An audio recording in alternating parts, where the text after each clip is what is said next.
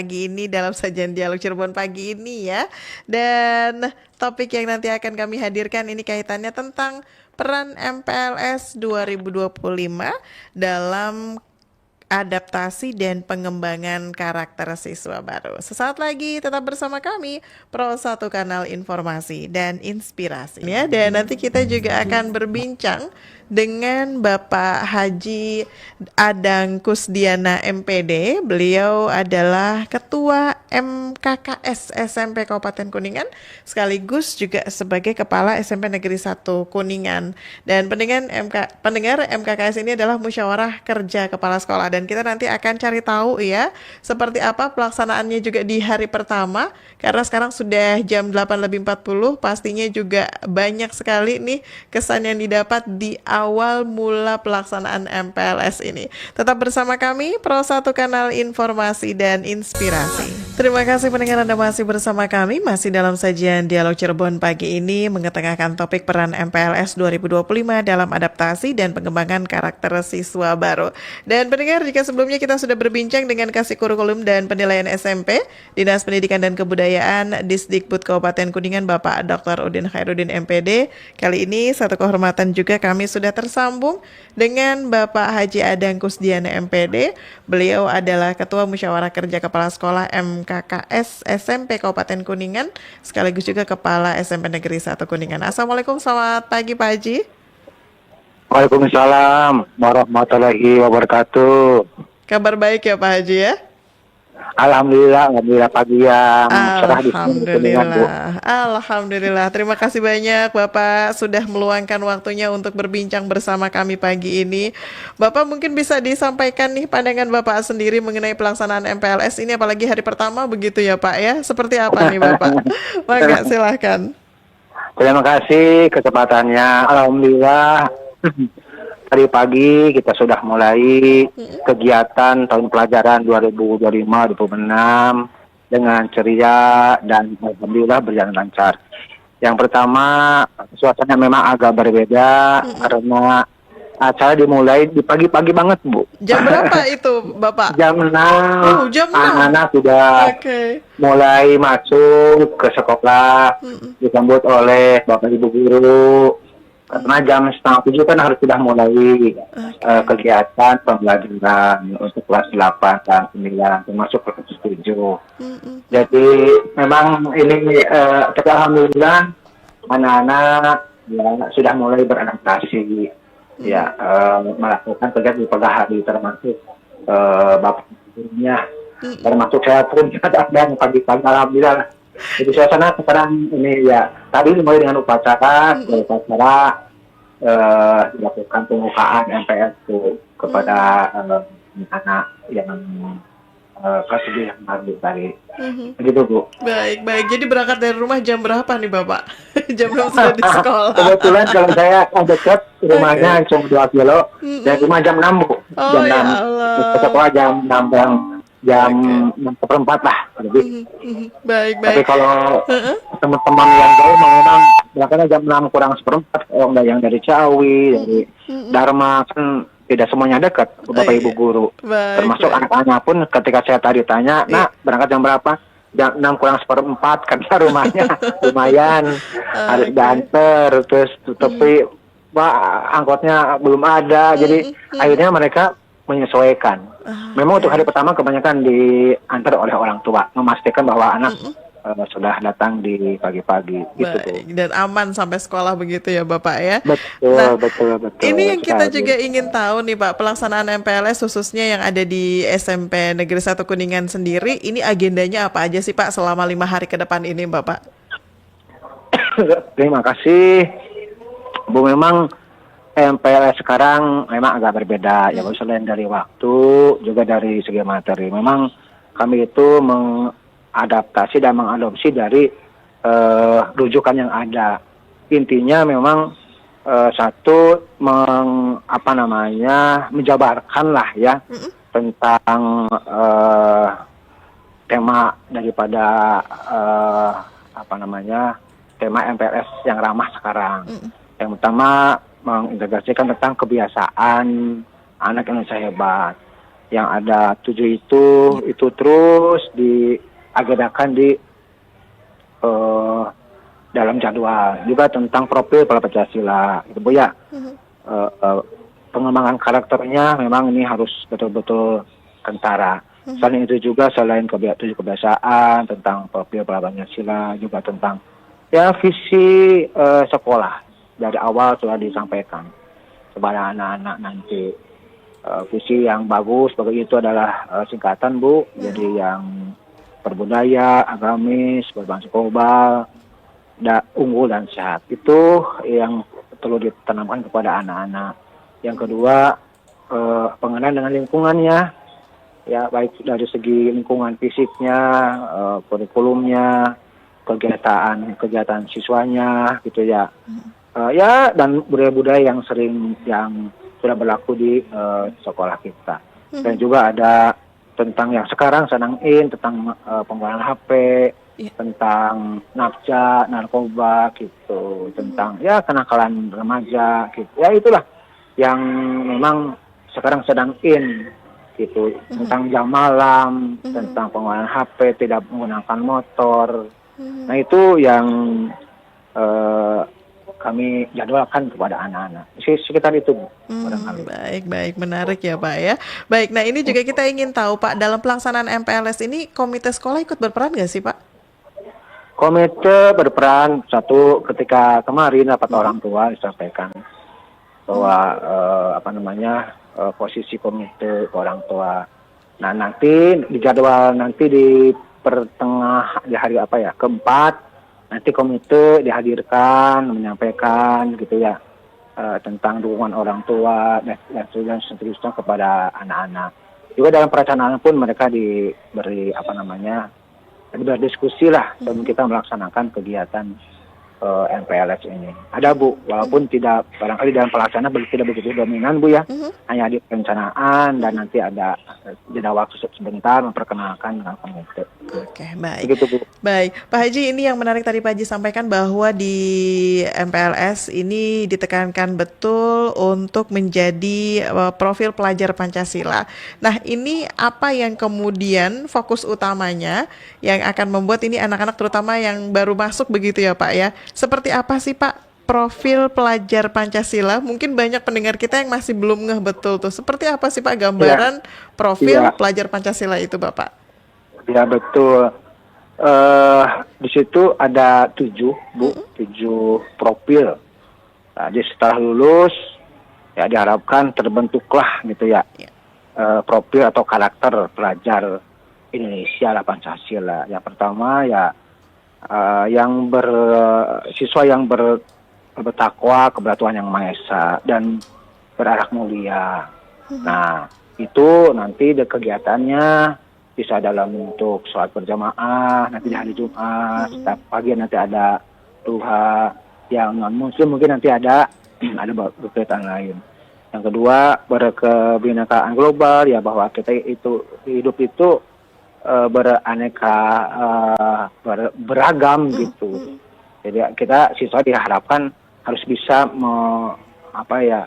memahami situasi bahwa kita memang Indonesia berbeda-beda, baik dari agamanya, dari sukunya, gitu ya, kebiasaannya. Nah itu harus ada toleransi di antara mereka, gitu. Yang ketiga ya bergotong royong. Saya kira itu kan sudah lama itu terbentuk, tapi perlu diingat kembali, misalnya dalam menjaga kebersihan, dalam hal kerja kelompok, gitu ya, dalam bersama itu jiwa gotong royong harus ditanamkan. Yang keempat ada mandiri, ya kadang-kadang ya kita coba anak-anak diberi satu kegiatan yang tidak tergantung kepada orang tua lah, mereka harus berusaha sendiri.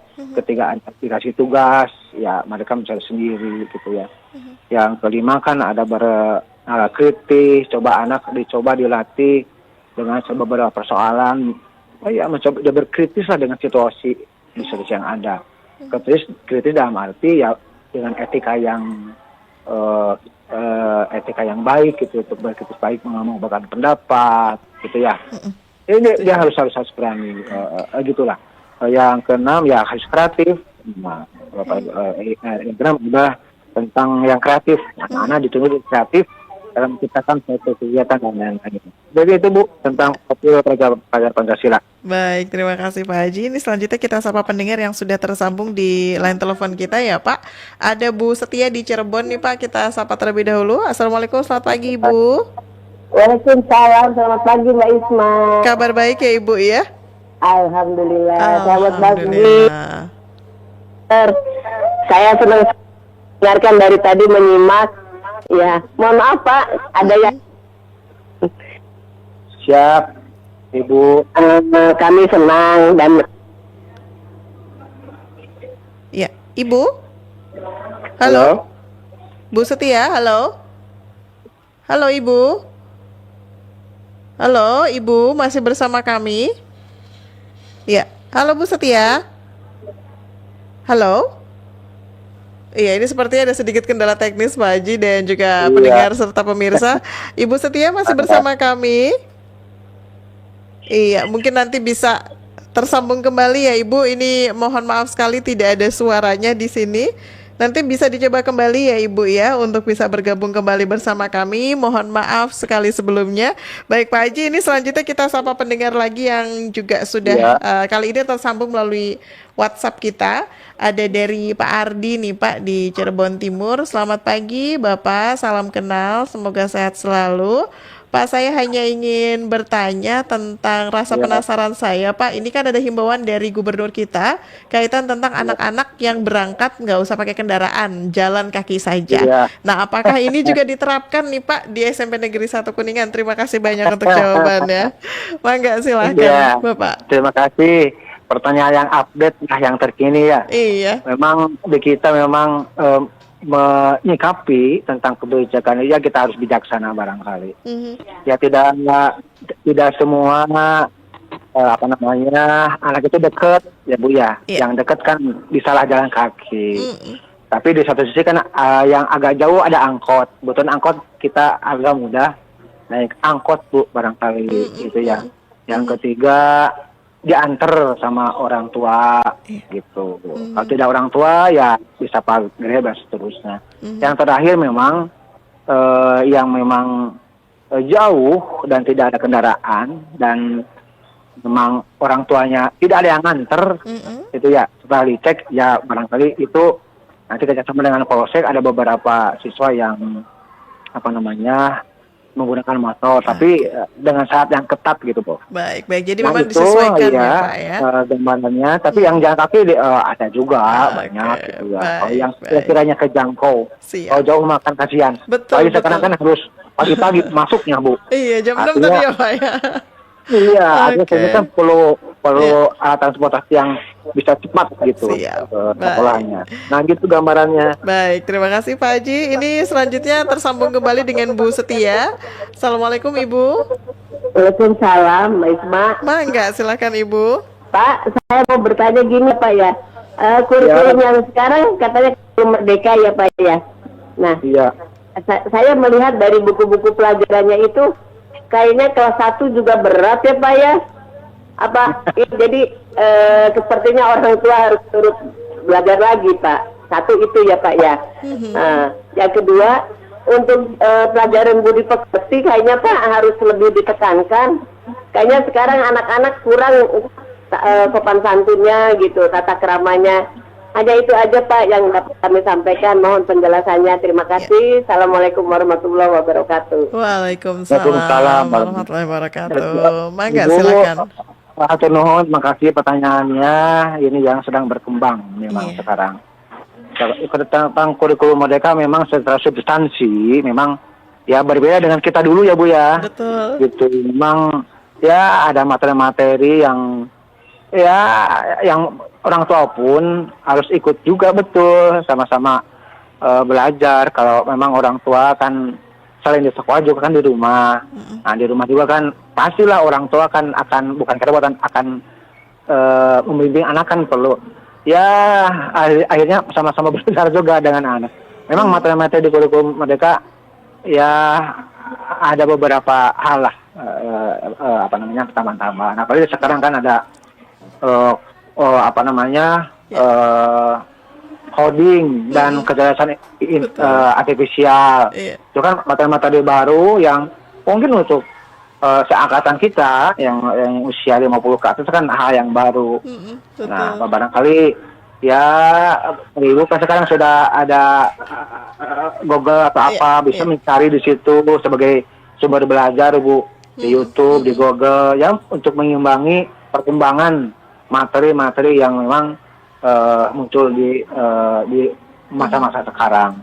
Tentang budi pekerti itu Bapak Ibu ya pengaruh banyak faktor lah, sehingga ada hal budi pekerti memang hal yang perlu ditekankan. Makanya dari kami di SMP 1 memang agak sedikit ketat nih ketika lihat situasinya. Jadi di sektor kesiswaan memang penegakan disiplin, hormat ke orang tua, menghormati yang lebih tua, menyayangi yang lebih muda, itu selalu digaungkan sehingga mereka ya minimal selama di sekolah diingatkan gitu, tentang bagaimana cara berbicara, ketika makan di kantin harus seperti apa, ketika belajar seperti apa, kan itu hal yang krusial, yang penting, yang harus ya mau tidak mau kita jangan mengatakan lelah untuk hal itu, terus saja disampaikan. Nah, alhamdulillah lah mungkin dengan pola-pola itu yang sudah diterapkan, minimal sudah saya di sini 4 tahun yang lalu ya, kasus-kasus gitu ya, etika itu sudah mulai agak inilah, baik di antara mereka, pembulian gitu ya, hormat itu ya mulai sedikit inilah terkendali lah gitu. Barangkali itu Bu ya jawabannya. Saya setuju sekali lah tentang tadi yang substansi materi dan budi pekerti yang harus menjadi bahan apa ya, bahan perhatian kita bersama. Tidak hanya di sekolah, tetapi juga di rumah juga dan di masyarakat. Setuju Pak Haji. Baik Pak Haji, yang terakhir apa harapan Bapak nih untuk siswa baru yang saat ini sedang dan nanti akan terus mengikuti kegiatan MPLS di 2025 ini Bapak? Tadi saya sampaikan ketika membuka dan ketika upacara, kebetulan tadi pemberian upacaranya dari Polres Bu, jadi satu napas sama gitu. Jadi harapannya ya ajaran baru kepada anak-anak yang baru, syukurilah bisa belajar di SMP 1 Kuningan. Tidak semua punya kecepatan untuk belajar seperti kalian. Betul. Jadi syukuri dengan cara apa? Dengan cara belajar dengan baik, gitu, bergaul dengan baik dan semangat untuk meraih prestasi, gitu. Karena budaya kita adalah budaya yang berbudaya dan yang unggul. Jadi mudah-mudahan anak-anak kita bisa mengimbangi, yang kelas 7 bisa mengimbangi kakak-kakaknya yang kelas 8 dan 9 gitu. Dalam hal belajar, berprestasi, dan berkarakter yang baik, dan tadi budi pekerti dan beretika yang baik barangkali itu. Amin ya rabbal alamin. Baik, sekali lagi terima kasih banyak Pak Haji untuk perbincangan yang luar biasa pagi ini. Sehat selalu, makin sukses ya Bapak. Assalamualaikum. Waalaikumsalam. Terima kasih juga kepada semuanya. Sami-sami Bapak. Baik pendengar, Bapak Haji Adang Kusdiana MPD, Ketua MKKS SMP Kabupaten Kuningan, sekaligus juga Kepala SMP Negeri 1 Kuningan, yang juga sekaligus mengakhiri sajian Dialog Cirebon pagi ini di edisi Senin 14 Juli 2025. Terima kasih untuk kebersamaannya dan sampai berjumpa kembali dalam sajian Dialog pagi selanjutnya. Kami pamit undur diri. Wassalamualaikum warahmatullahi wabarakatuh. Selamat pagi, sampai jumpa. Semoga diskusi pagi ini memberikan banyak manfaat. Sampai jumpa di Dialog Pagi RRI Cirebon berikutnya.